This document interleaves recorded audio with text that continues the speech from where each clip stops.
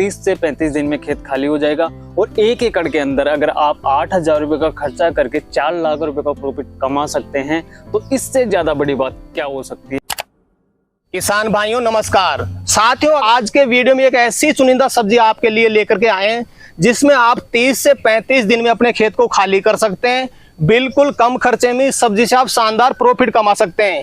किसान भाइयों, कुछ विशेष समय की विशेष चुनिंदा सब्जियां होती है, अगर किसान भाई उनको सही समय पर अपने खेत में लगा देते हैं तो उनसे यकीन मानिए गजब का प्रॉफिट कमाते हैं। लेकिन काफी किसान भाई को तो पता ही नहीं होता यार ये सब्जी कब लगाई जाती है, इस सब्जी को लगाने का बढ़िया तरीका क्या रहता है, इस सब्जी को सेल करने का तरीका क्या रहता है। तो किसान भाइयों, अगर आप सब्जियों से पैसा कमाना चाहते हैं तो आप इस वीडियो को थोड़ा ध्यान से देखिए। 30 से 35 दिन में अपने खेत को खाली कर सकते हैं, बिल्कुल कम खर्चे में शानदार प्रॉफिट कमा सकते हैं और 30 दिन बाद में आप अपने खेत में दूसरी सब्जी लगा सकते हैं।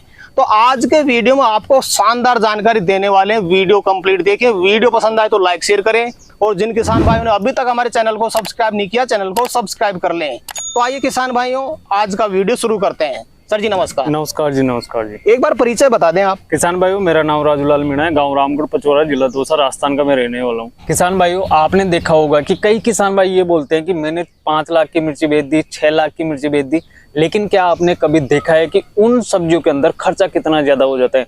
आप उन किसान भाइयों से एक बार पूछना कि जिन्होंने 6 लाख की मिर्ची बेची है उनका खर्चा कितना है, आपको यकीन नहीं होगा। लेकिन आधे से ज्यादा खर्चा उन सब्जियों के अंदर हो जाता है, क्योंकि हाई कॉस्ट वाली सब्जियां लगाएंगे तो खर्चा बहुत ज्यादा हो जाता है। मैं आपको हमेशा उस तरफ लेकर जाने की कोशिश करता हूं जिन सब्जियों के अंदर प्रॉफिट तो आपको मिलता ही मिलता है, लेकिन खर्चा ना के बराबर मिलता है। अगर आप कम कॉस्ट वाली सब्जियों की तरफ जाओगे तो उनमें प्रॉफिट बहुत अच्छा खासा देखने को मिलता है, क्योंकि मान के चलो कि एवरेज मार्केट अगर डाउन भी चल रहा है तो भी आप उन सब्जियों से प्रॉफिट कमा लेते हो। अगर आप 1 एकड़ के अंदर 50,000 रुपए खर्चा करके किसी सब्जी की फर्स्ट हार्वेस्टिंग करते हो और मान के चलो कि मंडी बिल्कुल डाउन है, मंडी का मार्केट बिल्कुल आपको नहीं मिल रहा है, तो क्या आप उससे प्रॉफिट कमा सकते हो?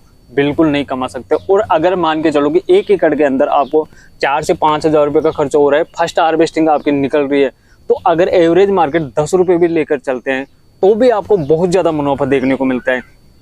मैं आपको हमेशा रिकमेंड करता हूं कि कम कॉस्ट वाली जितना कम कॉस्ट है उस सब्जी की तरफ जाओ। और इस सब्जी का प्लस पॉइंट आपको मैं बता देता हूं कि इस सब्जी को जब आप लगाते हो तो आपका खेत 30 से 35 दिन में खेत खाली हो जाएगा और 1 एकड़ के अंदर अगर आप 8,000 रुपए का खर्चा करके 4 लाख रुपए का प्रॉफिट कमा सकते हैं तो इससे ज्यादा बड़ी बात क्या हो सकती है आपके लिए। बिल्कुल। तो सर जी, आगे की कंप्लीट जानकारी किसान भाई को आज के वीडियो में देने वाले हैं। कैसे जर्मिनेट करना है, कैसे ग्रोथ करना है, कैसे मार्केट में सेल करना है, कितना खर्चा होगा, कितना प्रॉफिट होगा। बिल्कुल। लेकिन उससे पहले मैं जानना चाहूंगा सब्जी का नाम क्या है, थोड़ा वो बता दें एक बार। किसान भाइयों, आपको याद होगा कि पिछले साल भी मैंने इस सब्जी के बारे में बहुत जिक्र किया था और जिन किसान भाइयों ने लगाया था उनको प्रॉफिट भी मिला है। उनके मेरे पास कॉल भी आए, उन्होंने बोला कि सर हमें बहुत अच्छा प्रॉफिट होता है। तो ये बातें सुनकर मुझे बहुत खुशी होती है। तो आप भी इस बार लगा सकते हो, क्योंकि देखो 30 से 35 दिन कोई ज्यादा नहीं होते। 30 से 35 दिन में अगर आपका खेत खाली होता है तो यकीन मानो कि आप अच्छा खासा प्रॉफिट आपको देखने को मिल जाता है। खुद आप सोच सकते हैं कि 30 से 35 दिन में खेत खाली करके मान के चलो कि आप प्रॉफिट अच्छा खासा कमा लेते हो,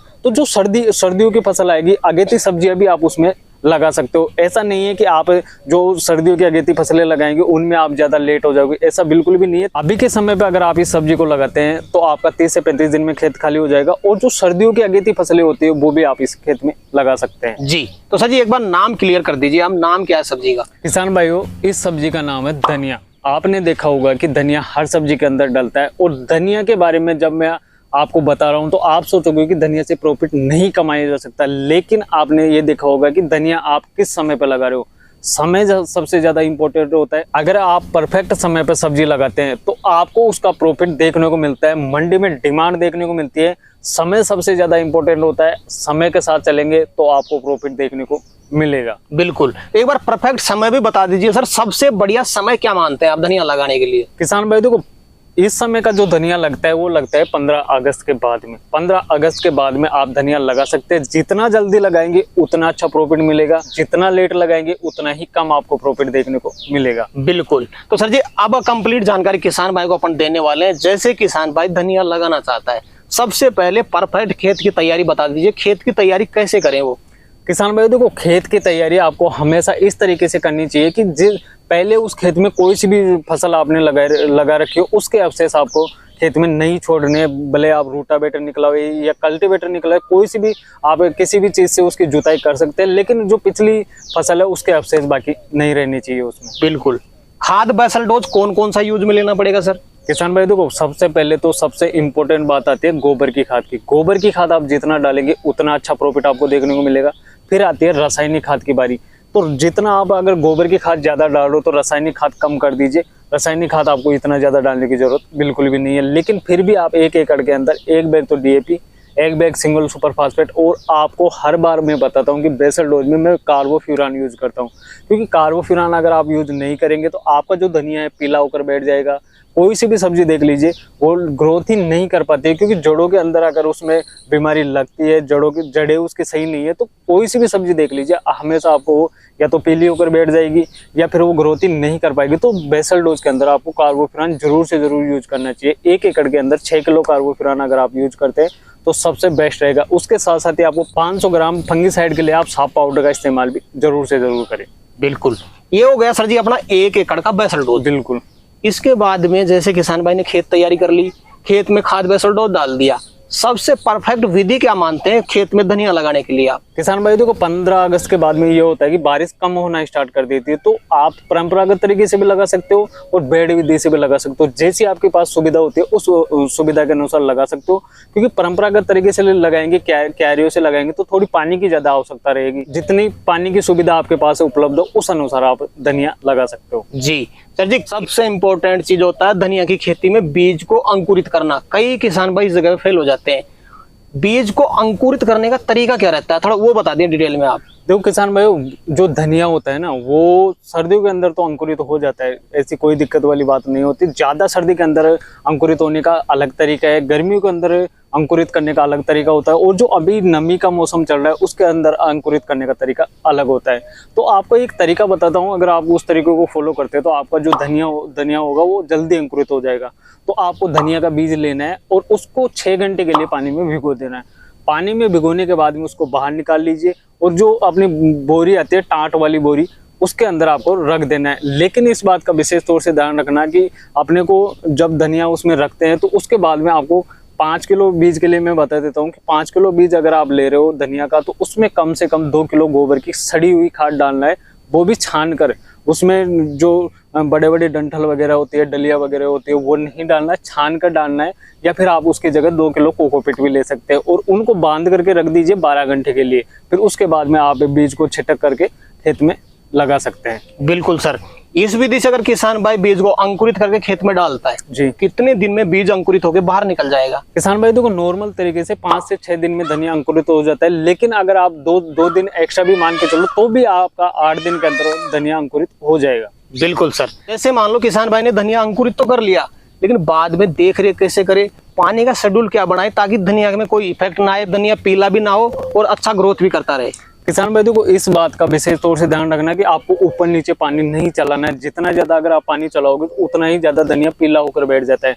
जितनी उसको देखना कि पौधे को आप आवश्यकता अनुसार देखना कि पानी की जरूरत सच में होती है तो आप धनिया में पानी लगाए, क्योंकि अभी के समय में मौसम में इतनी ज्यादा नमी रहती है कि रात के समय पे ओस की बूंदें गिरती है वो भी काफी ज्यादा गिरती है। तो उस अनुसार ही आप पानी लगाए, ज्यादा क्यारियों को भरे नहीं। अगर परंपरागत तरीके से लगा रहे हैं तो ज्यादा क्यारी भरने की आवश्यकता नहीं है।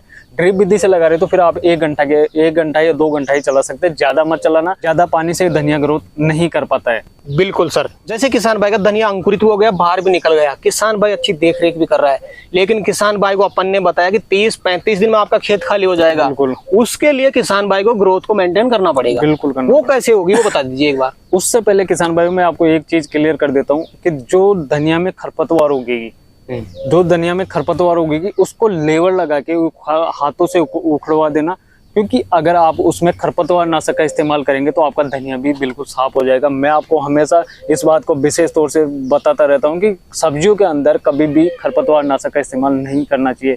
खरपतवार नाशक कोई सा भी हो, भले कोई सा भी खरपतवार नाशक हो, आपको इस्तेमाल नहीं करना चाहिए। लेवर लगा के आप धनिया में जो खरपतवार होते हैं उनको निकलवा सकते हैं।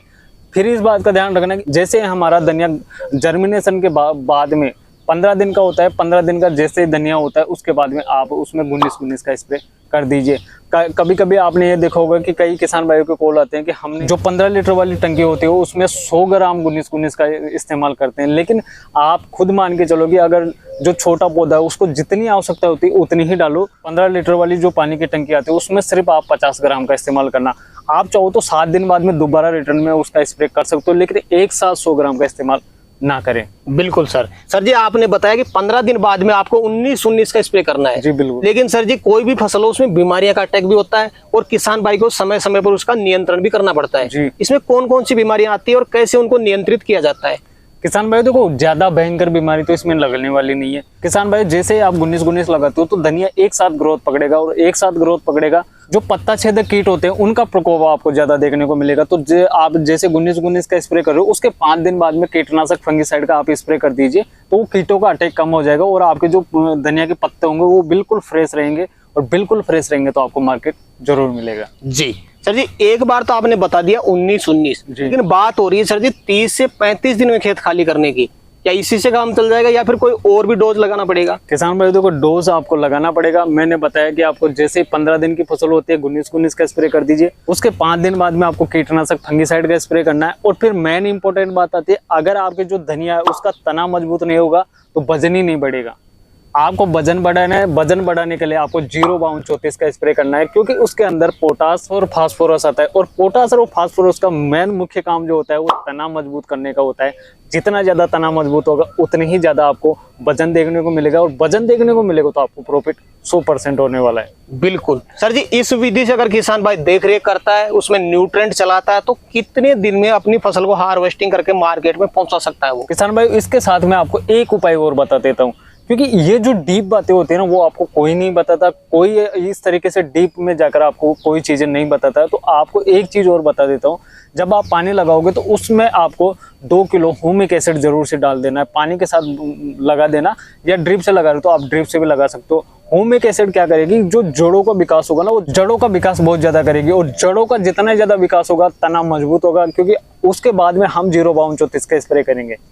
जिस दिन आप कीटनाशक फंगिसाइड का स्प्रे कर रहे हो शाम के समय पे करना, उसी दिन आपको उसमें ह्यूमिक एसिड चलाना है। और फिर जैसे 5-7 दिन बाद में आप 0-32-34 का स्प्रे करते हो, फिर आप देखना कि जो धनिया का जो तना होगा वो कितना मजबूत होता है और कितना उसमें वजन ज्यादा बढ़ता है। आपको लगभग दुगुना फायदा आपको इससे मिल जाएगा। बिल्कुल सर जी ये फॉर्मूला अगर किसान भाई अपनाता है तो क्या वाकई में 30 से 35 दिन में अपना खेत खाली कर सकता है? किसान भाई देखो, मेरे बोलने से कुछ नहीं होगा, आप प्रैक्टिकली करके देखिए, और प्रैक्टिकली करके देखने के बाद में अगर आपका 30 से 35 दिन में खेत खाली नहीं होता है तो फिर आप मुझे कमेंट बॉक्स में कमेंट करके जरूर से बताएं। बिल्कुल सर। तो सर जी वीडियो के अंत में कोई विशेष टिप्स आप इस सब्जी के बारे में किसान भाई को देना चाहें तो दे सकते हैं। किसान भाई देखो, इस सब्जी के अंदर आपको अच्छा प्रॉफिट देखने को मिलेगा। आपको 3 से 4 लाख रुपए का प्रॉफिट मैंने बताया कि हो सकता है, लेकिन अगर आप ये बात मान के चलो कि 1 एकड़ के अंदर अगर हम 8,000 रुपए का खर्चा करके 1 लाख रुपए का भी प्रॉफिट कमा रहे हो तो इससे अच्छी बात हो ही क्या सकती है आपके लिए। बिल्कुल सर। तो सर जी आज आपने किसान भाइयों के लिए समय निकाला और अपना अनुभव अपने किसान भाइयों तक शेयर किया, उसके लिए आपका बहुत बहुत धन्यवाद। तो किसान भाइयों जानकारी कैसी लगी हमें कमेंट करके जरूर बताएं। वीडियो पसंद आए तो वीडियो को लाइक करें, शेयर करें, और चैनल पर पहली बार आए तो चैनल को सब्सक्राइब जरूर करें। तो किसान भाइयों आज के लिए इतना ही, मिलते हैं नए वीडियो में, तब तक के लिए जय जवान जय किसान।